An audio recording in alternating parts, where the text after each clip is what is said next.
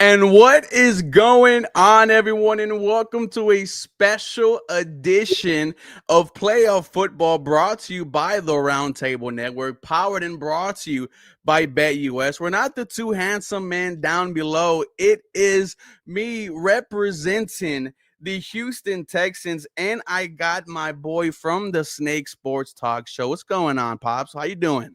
It's going good, man. I'm ready to be Okay. back in playoff action and Mm. just excited to see what Jim Harbaugh is ready to do with his first playoff action back and after all these years.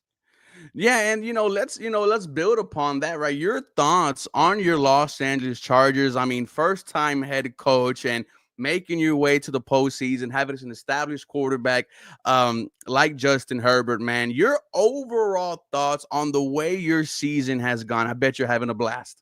I told everybody before the season started, Mm. and the fact that finishing 5-12 last season with the type of head coach that we had, I mean, Hmm.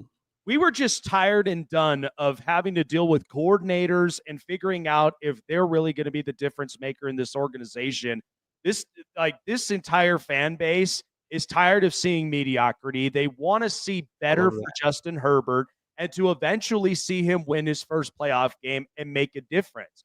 And the only way to do that was through the top, and that was with Dean Spanos. He made Mm. the right choice, which the narrative that it has been always been lingering around for years is that he doesn't spend more than 15 million a year on a head coach and Mm. one that shapes a culture. So for him to bring Jim Harbaugh into the building made all the difference in the world where Charger fans actually started believing there is change that was coming. And Mm. so initially the Chargers starting the season, they had to rip away a lot of bandages. They Yeah. released Mike Williams to save up cap. Unfortunately, it was kind of a stinger, but trading away Keenan Allen Mhm. was also a heartbreaker because I know he'll be a Charger for life no matter what. But the surprise to everybody was the fact that both Khalil Mack and Joey Bosa restructured because Mm. they bought into the type of philosophy that Jim Harbaugh was bringing into the building. And so this team playing with house money, when I started with the prediction before the season started, I had this team going potentially 11-6 or 10-7 at Mm. best. And people kind of looked at me sideways because this team finished 5-12 and they're like, the Chargers are going to charge her. They're going to, obviously be like the best look on paper, and then they're never going Mhm. to do anything. And then, sure enough, here we are standing today after 5-12 start. We're back in the playoffs since 2022. Justin Herbert will get another crack at potentially winning his first playoff game in Mm. his career.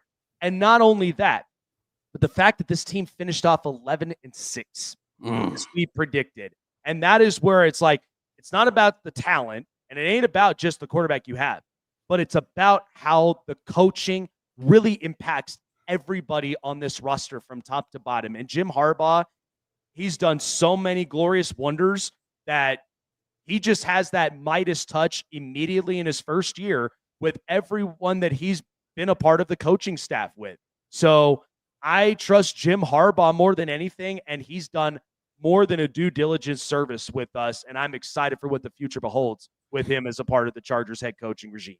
Yeah, I mean, Coach Harbaugh, and the way you're talking sounds exactly how I was talking last year with D'Amico Ryan, CJ Stroud in their first year, right? There was no culture, right? The culture was getting your ass beat every single Sunday.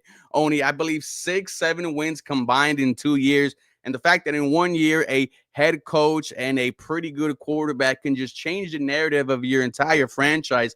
I bet it feels good, to go good. But Snake, you know why we're here. We're Mhm. supposed to be enemies, even though we are boys. The Houston Texans versus Los Angeles Chargers tomorrow, 3:30. Let me first start off. How confident are you in this game? I'm beyond confident. I Mm. think the fact is that this team is coming in at the right time, getting everybody healthy. And Mm-hmm. and we just gotten the reports that not too long ago, the Chargers have made changes to where they've activated both Eli Apple and Simi Fehoko from the IR.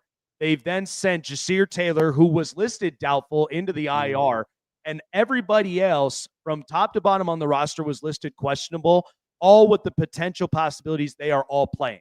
So this Mm. team's getting healthy at the right time. Whereas you're going to face against a Houston team that we know has been battle tested all year because, like everybody says, what does CJ Stroud look like in a sophomore season? Well, he's been tested. The offensive line outside the tackles have been tested. And injury after injury is one thing the Chargers really want to take advantage of. I mean, Joe Mixon is an X factor. If you eliminate that away, that just now forces CJ Stroud with his back against the wall and what he needs to do in order to be the difference maker in this type of divisional round or this wild card round. Yeah, and I don't think you want to rely on Eli Apple too much out there. I don't think he's been a good, good cornerback in like 4 years. We saw him last year at training camp. Me and him went back and forth. I called him barbecue chicken. He looked at me and said, "You don't know what you're talking about." Next play out there gets burned by Nico Collins for a 50-yard plus touchdown. No, I'm glad that you guys are getting into it relatively healthy. Out of the questionable players you got, I think one of your running backs, J.K. Dobbins, was listed as questionable. Yes. Are they good to go and ready to go for tomorrow's game? J.K. Dobbins will be good to go. Couple of other questionables. Trey Pipkins was one of them that was questionable. But I do expect the offensive line to be fully healthy and ready to roll. Okay. I expect the wide receiving core outside of Josh Palmer, who we know is out. They will be ready to go. And so having Simi Fehoko back, though, I really do expect him to be some type of a factor when it comes to production because he has been kind of that ace in the hole that Justin Herbert would truthfully need. So, and the way that the Chargers have been playing with their offensive scheme has been more spread offense. So everybody's going to get a chance to be fed the ball. And ultimately, it's going to be however Justin Herbert controls the game as a game manager to really lead the team to victory. Yes, and on the Houston Texans, they only have one player out for the game tomorrow, Shaq Mason, but we didn't see him against Tennessee. Juice Groves will be our right guard. Folo Fatukasi, our best run-stopping defensive tackle. He will be ready to go tomorrow. Christian Harris is a linebacker who not a lot of people have seen at all this year. He is ready to go tomorrow. The only people outside of those guys, it looks like the Houston Texans are heading into this matchup relatively healthy. I haven't been able to say that all year.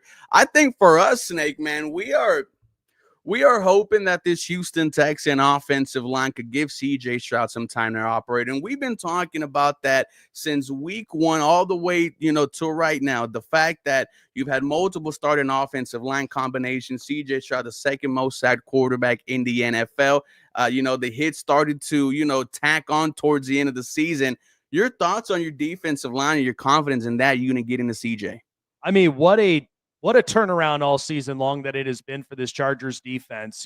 This is a team that, like, all throughout the season, they are the number 1 scoring defense to where they have only allowed 301 points altogether and have averaged opponents to 17.7 points per game. And so that's the one thing that's been the biggest benefactor. And I think a lot of that is because Jim Harbaugh, if we know anything about some of these culture setting coaches, they always have a right-hand man next to him. And that guy just so happens to be Jesse Minter.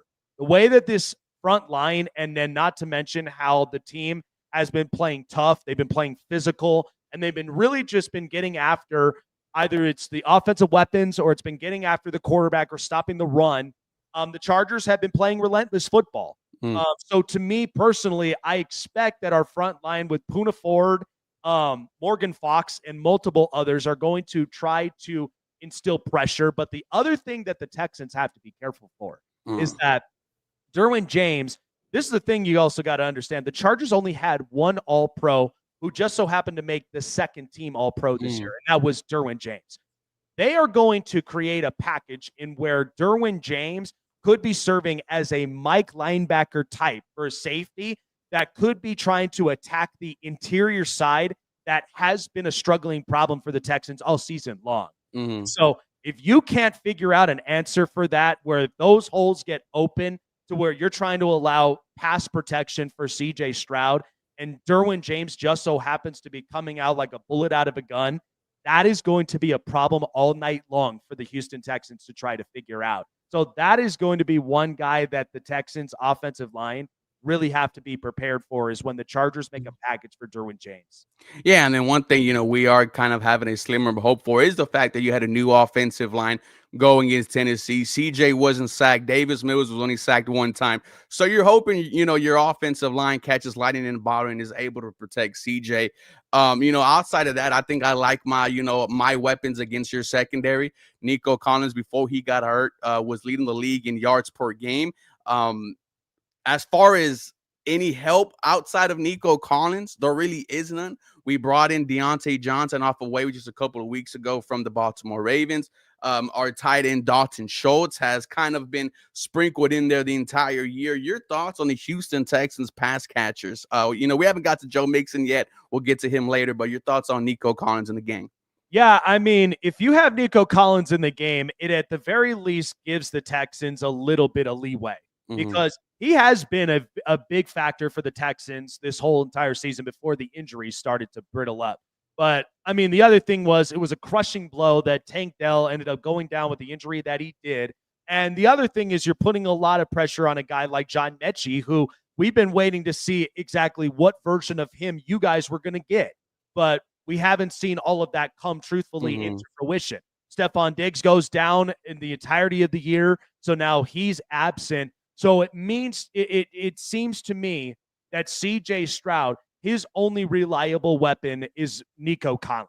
And in these types of situations, if you're a one-trick pony, that's going to be a serious problem because that now makes you one-dimensional for defenses to figure you out very quickly.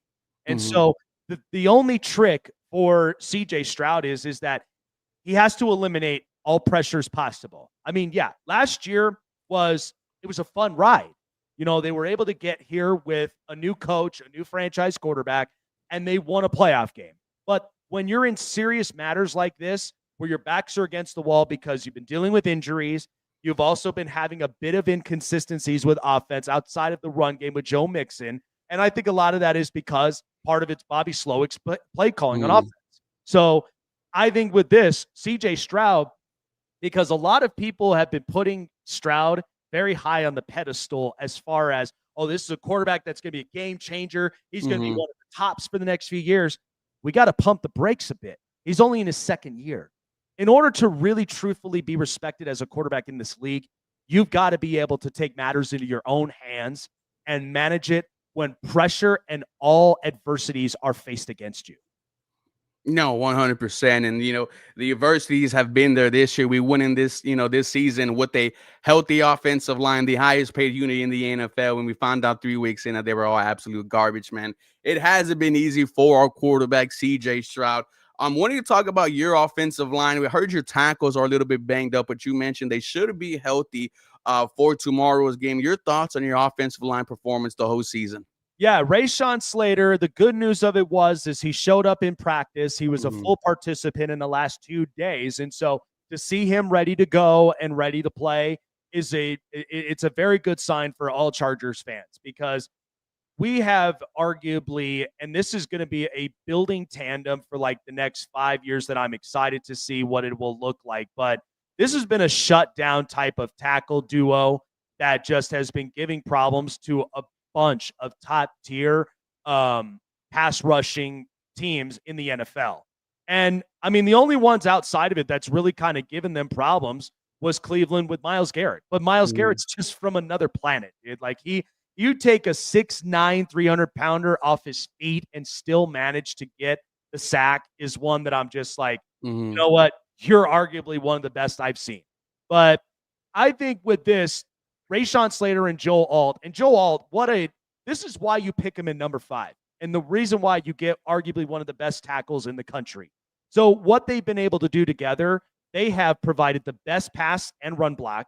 They have been providing a lot of shutdowns and allowing multiple zero pressure games all season long.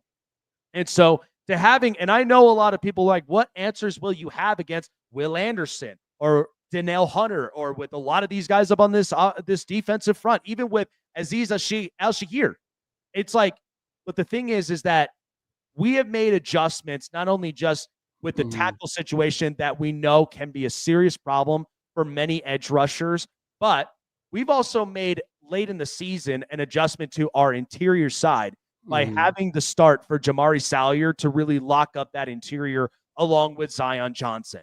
And that has been proven to be a working factor to where Justin Herbert has the cleanest pocket that will allow him to have time to throw, time to make the decision, and just be able to move the fluidity of the offense. So to me, I expect the tackles to really be a factor to shutting down Will Anderson. And I think you're going to see that where Houston, and they've done this with their defense all season, is that they come out physical, they come out hyper aggressive, but when you face up against a very good tandem in a tackle duo that shuts down a lot of these hyper aggressive edge groups, that's where I think they're going to get tired. They're going to get gassed.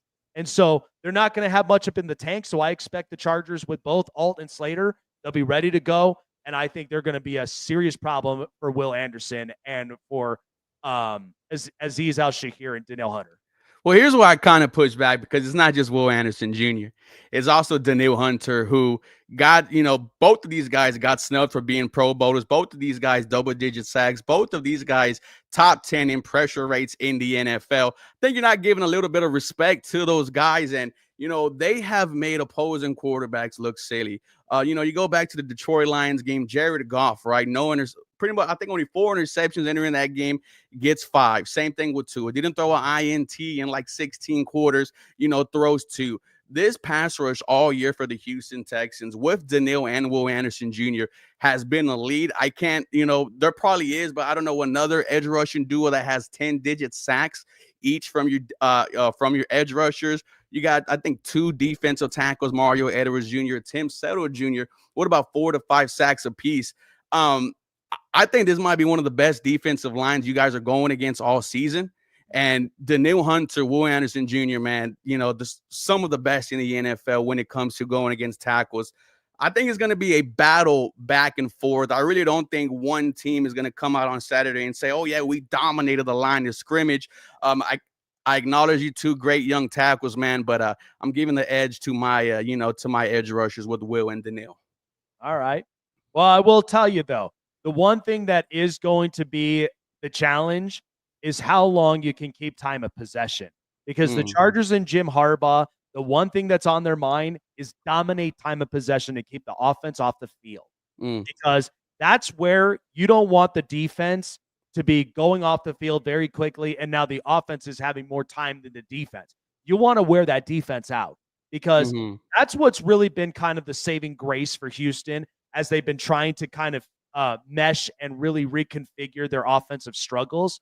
Is the defense has been saving them a ton to get the offense back in the field and get more time to score points. But if you limit that and you wear out the defense with time of possession and keep the ball on your side, I guarantee you that defense is going to be gassed and tired, and they are going to have no answers against Herbert, who, by the way, a 4.2 biology major student who's only turned over the ball 3 times this season.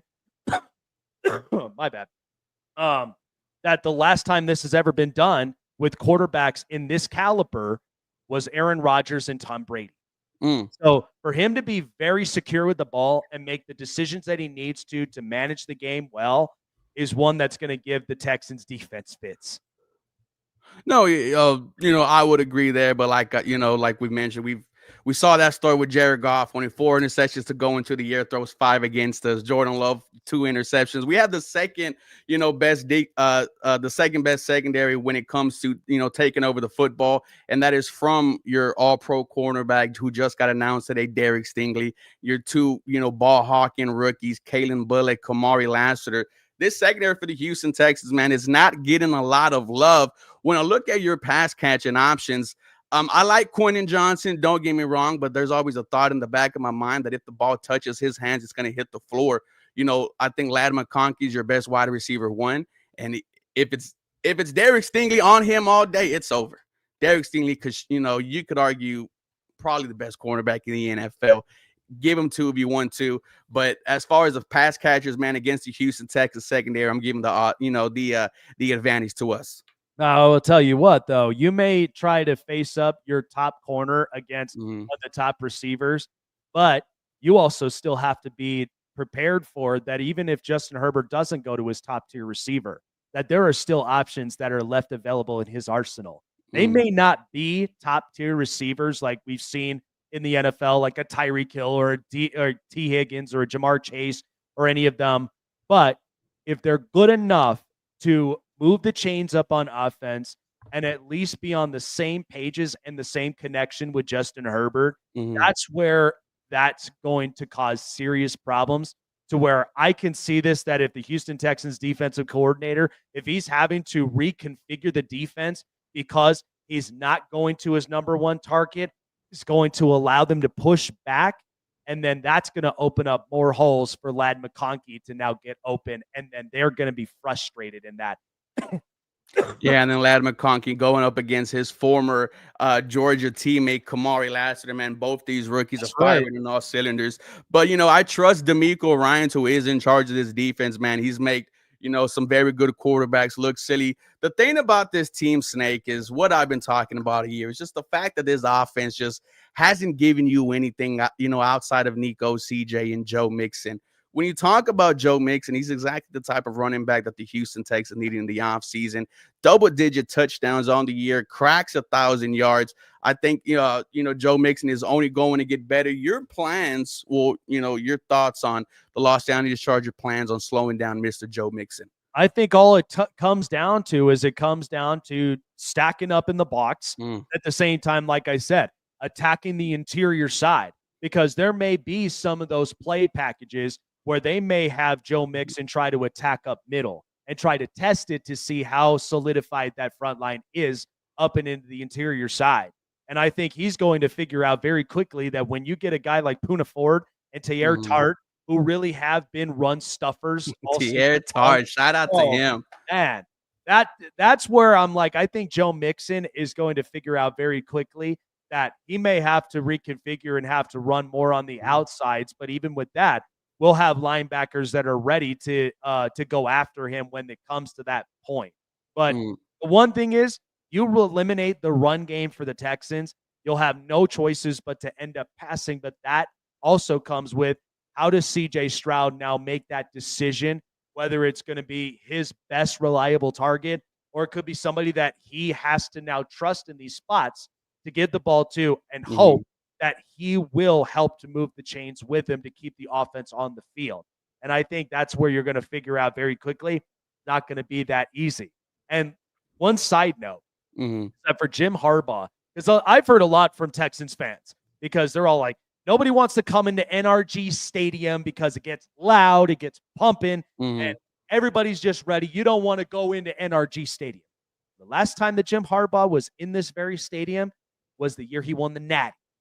So he's prepared for anything. So atmospheres don't really matter to him. It's all about his eye is on the prize. You step in, there's an opponent that's right in front of you that's blocking your path to potentially getting to the Super Bowl, and that's where you got to take the first step. So Jim Harbaugh is going to do any and everything in his willpower to take that first step, eliminate the opponent, and get ready for the next matchup. Get ready for the next matchup, man. You sound like you're just going to walk over us, man. Do you forget where you're walking? You are walking into the city of Houston, shortcuts. Man. Remember, we're the team that says no elevators. We'll take the stairs. We'll walk our way up in there and walk all over Houston. Listen, bro, you got a team that's just as ready to grind out a win as you guys. D'Amico Ryans has shown all year that he is willing to win by 1 point. Listen, the last time we had a playoffs atmosphere in NRG, it was against the Cleveland Browns, and everyone chose them to spank us. Everyone said this is one of the best defenses in NFL history. Now the Texans put up 34 points. The camera was shaking. It got so loud in their Snake that some Cleveland Browns radio hosts were saying that the Houston Texans were piping in noises. So don't count out the city of Houston. I know we don't show up early to the games, but once it's the second quarter, we're all dialed in. But, I like the coaching matchup here. I love Hardball. He was always someone that I secretly wanted for the Houston Texans to end up on.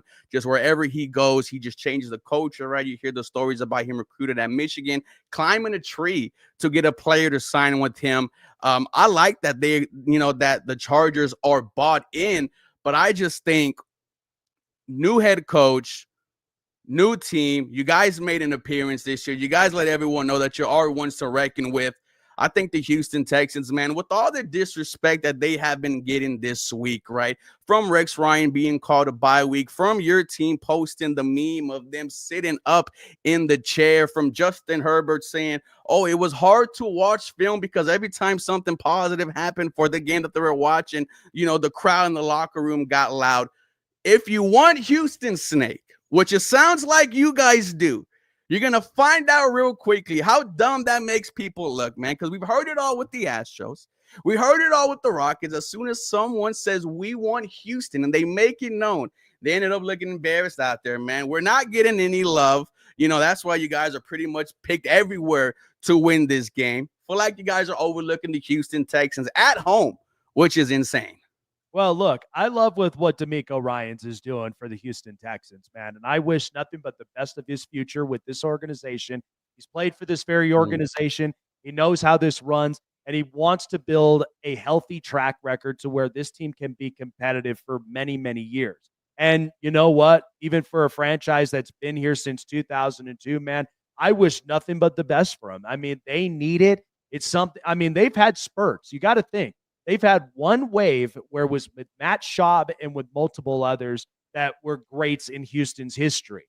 Now you get a second wave where you had very good players, still had at least the same core. Now you're going through another wave where you have a competent head coach in DeMeco Ryans who's played in this very organization, and you have a franchise quarterback with a bright future ahead of them. But this is the thing, though. Jim Harbaugh has a Midas touch to him that no matter where he goes, he automatically just helps to make this team succeed. Taking a 1-11 Stanford program and making them into a bowl game championship team.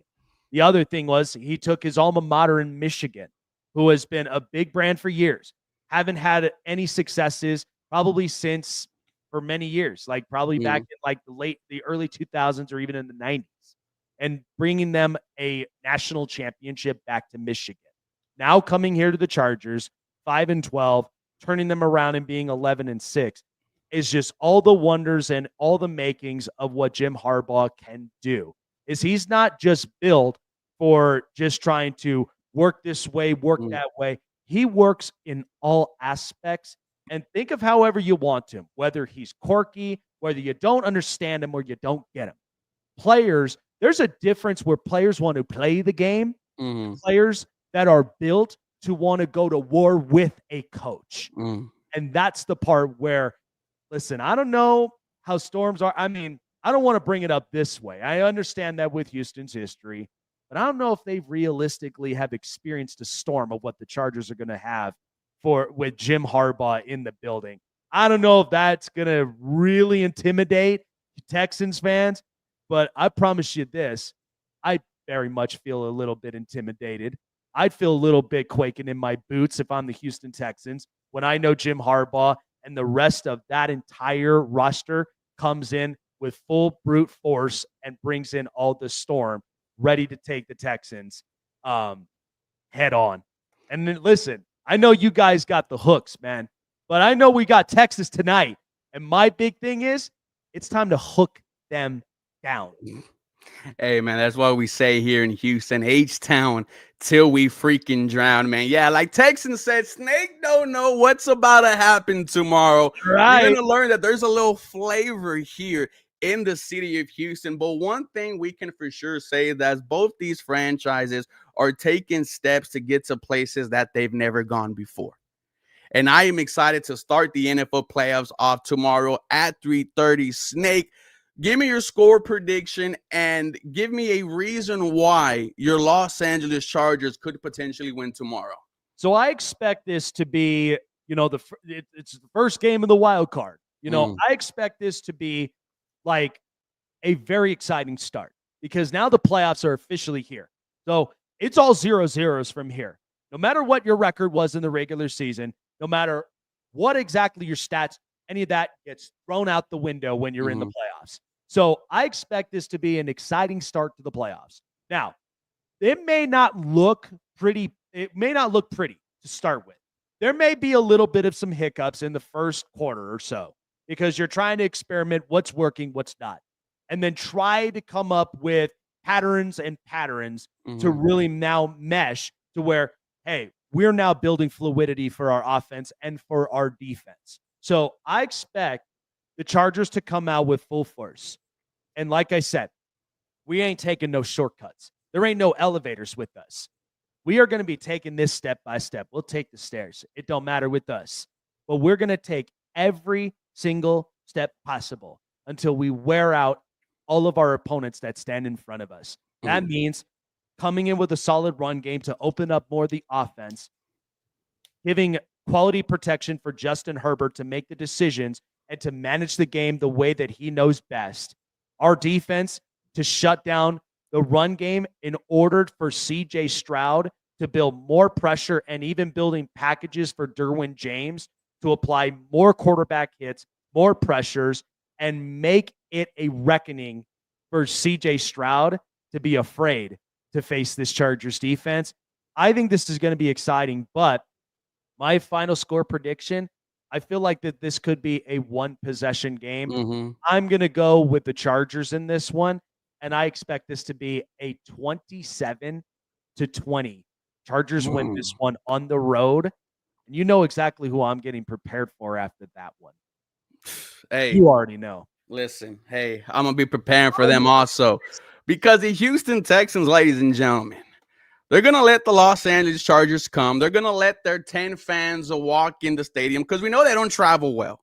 We're going to be loud. We're going to have the camera shaking. We're going to have Justin Herbert so frustrated that we're going to get multiple false starts. We are going to get some low moments like our boy Snake just mentioned. But the reason why the Houston Texans are going to win tomorrow is because CJ Stroud is going to get protected. And that is the one thing we've been talking about all season with this new offensive line. If they give CJ Stroud time to operate, it is going to be deadly out there. And if that does happen, not only do I think I could beat Los Angeles, I could beat Kansas City, I could beat Baltimore with my quarterback, CJ Stroud. 23-20 is where I have it. I have a Kaimi Fairbairn 50-yard field goal Snake to win it. We're both going to have heart attacks. Our blood pressure is going to be up. But one thing, brother, hey, welcome to the playoffs. This was a fantastic episode, man. Let the fans know where they can find you and all your great work.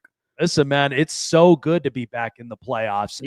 This is a better feeling than the last time that this team was in the playoffs. Oh, so yeah, I remember that. I am invested, and I'm literally like just charging up to get ready for this one. But for all of y'all, as you know, as a part of the AFC West Roundtable and where you can find me at in the Roundtable sports community, find me at Chargers Syndicate on all social media platforms, X, IG, also on TikTok as well. And also for my regular show at the Snake Sports Talk Show, as you know. But most of my fans all come from Chargers Syndicate. And be prepared because we're ready to charge up. We're ready to bolt up or shut up at this point. And, man, we are bringing the storm. Hey, man, no one in Houston charged their phones tonight, man. We don't like the Chargers at all. But, guys, this episode brought to you powered by BetUS. Quick 24-hour payouts, 24-hour customer service, guys. BetUS, where the game begins. And hopefully one of us gets to be here next week and talk about their team advantage to the division round. Peace. You're known as NRG Stadium. You better keep that same NRG. All right. I was all right, brother.